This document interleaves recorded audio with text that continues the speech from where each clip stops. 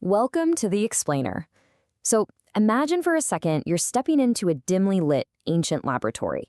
You've got bubbling flasks, crackling fires, thick scrolls absolutely covered in cryptic symbols. You'd probably think you were looking at the birthplace of modern chemistry, right? Well, what if I told you the real experiment wasn't happening in those glass vials at all, but entirely inside the heads of the people watching them? Today, we're taking a fascinating dive into one of the greatest mysteries of human thought, exploring how the human mind operates exactly like an ancient alchemical laboratory.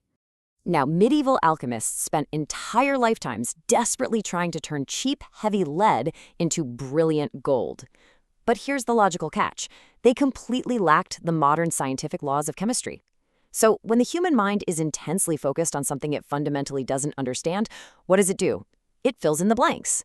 What these early experimenters were observing in their bubbling flasks wasn't chemistry at all. It was actually a magnificent, accidental reflection of their own minds. And absolutely no one understood this brilliant cosmic joke better than the pioneering Swiss psychiatrist, Carl Jung. Back in 1928, Jung received an ancient Chinese alchemical text, and a massive light bulb just went off for him. He realized that all those bizarre, cryptic writings of the alchemists were actually the historical counterpart to his own psychology of the unconscious. His masterwork, Alchemical Studies, isn't some history of failed chemistry.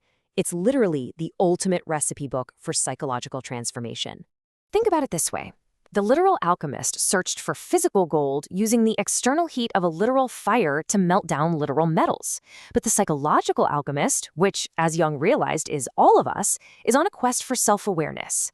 Instead of a Bunsen burner, the fire we use is the friction of our own inner conflicts, our anxieties, and our daily struggles.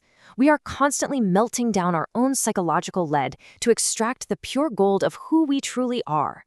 So here is our alchemical recipe for the day. First, the mirror in the flask, then the shapeshifter, growing the inner tree, discovering the true stone, and finally, the gold is you.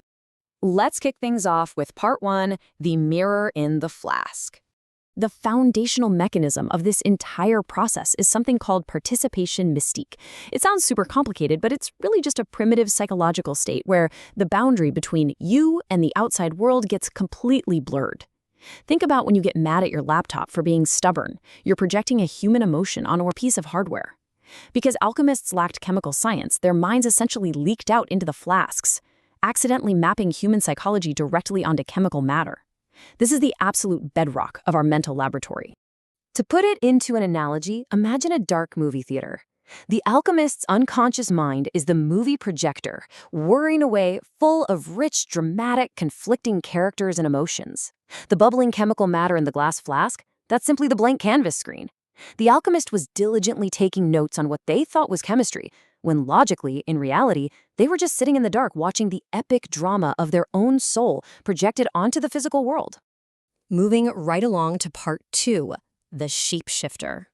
So in this mental lab, you can't transform that lead into gold without a very specific, elusive spirit known as Mercurius. The ancient texts declare, unum ego sum et multi in me. I am one and many in me. Now, Mercurius isn't that liquid metal you see in old glass thermometers. Psychologically speaking, it's the personification of the unconscious mind itself. It's a single container holding an infinite, totally contradictory crowd of desires, fears, and untamed potentials. The old texts describe Mercurius as water that somehow burns and fire that washes, a devilish trickster and a divine savior, all at once. And why is that? Well, because human nature is exactly like this. We are all walking contradictions. We want to be super healthy, but we crave chocolate cake at midnight. We desperately want connection, but sometimes we push people away. Mercurius perfectly symbolizes this complex, dual nature we all have to wrestle with inside the flask. Think of Mercurius as the wild card in a deck of cards. You really can't play a predictable, safe game of life if you actually want to grow. You need this chaotic, trickster energy.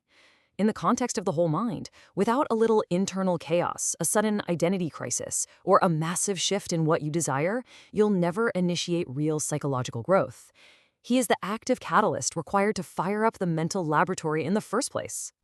Which brings us to part 3, growing the inner tree. Once Mercurius actually sparks a change, how does that transformation happen? Well, think of a tiny acorn. Inside that little shell is the exact blueprint for a massive towering oak tree. But to grow, you can't just leave it sitting pretty in the sunshine. It has to be buried. Its roots must plunge deep into the dark, unglamorous dirt. Jung pointed out that our psyche works exactly the same way.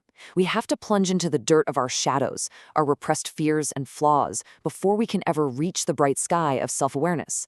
You simply can't build a penthouse without digging a deep foundation first. And this organic growth happens in very distinct stages. First up is the negretto, the blackening. This is confronting the heavy, depressing lead of your own flaws. Next comes the clash of opposites, that fire and friction of our wild card Mercurius. And finally, through enduring that intense internal conflict, you reach integration. It's the logical process of taking raw psychological pain and transmuting it into enduring wisdom. Let's look at the results in Part 4, the True Stone. The ultimate goal of the alchemist's lab was the legendary Philosopher's Stone. But as Jung realized, it wasn't a physical rock at all. The lapis is actually a profound metaphor for individuation, the complete integrated self. It is exactly what happens when you have boldly faced your shadow, embraced your inner wild card, and successfully grown your philosophical tree. You are no longer fragmented, you are whole. To really visualize this, think of a 1,000-piece jigsaw puzzle. When you first rip open the box, it's just scattered, disconnected pieces everywhere, right? That's the mind before the alchemical work. But as you slowly, logically connect your emotions, your fears, and your consciousness together, those fragmented parts start to snap right into place. The Philosopher's Stone is that final, beautiful, completely unified image of who you really are.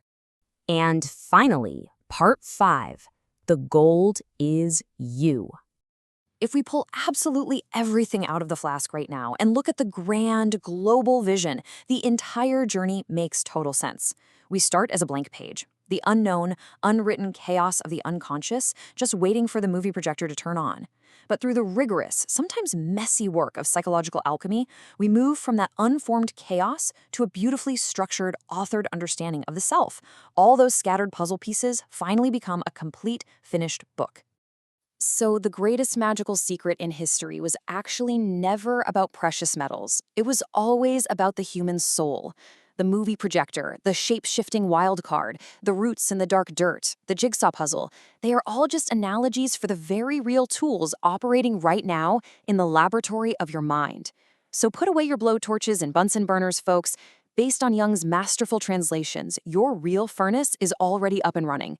The only question left is, are you ready to transform the heavy lead already inside your head? Thanks so much for joining this explainer.